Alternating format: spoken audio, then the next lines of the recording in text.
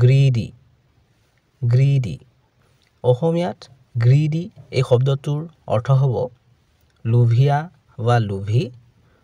অৰ্থাৎ প্ৰয়োজনতকৈ অধিক সম্পত্তি আহৰণ কৰিবলৈ বা খাদ্য খাবলৈ বিচৰা লোক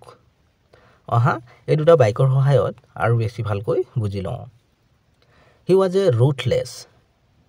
তেওঁ আছিল এজন নিষ্ঠুৰ এণ্ড গ্ৰীডি বিজনেছমেন আৰু লোভিয়া ব্যৱসায়ী ইয়াৰ সম্পূৰ্ণ বাক্যটো হ'ব he was a ruthless and greedy businessman তেওঁ এজন নিষ্ঠুৰ আৰু লোভিয়া ব্যৱসায়ী আছিল আই ন' ডেট মই সেইটো জানো যে